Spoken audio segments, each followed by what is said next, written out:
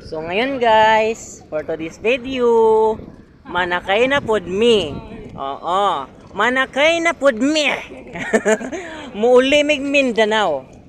Pero sa ngayon is andito pa kami sa Maynila, ibig sabihin, okay?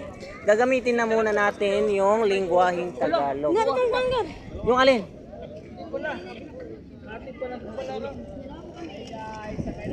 Oh.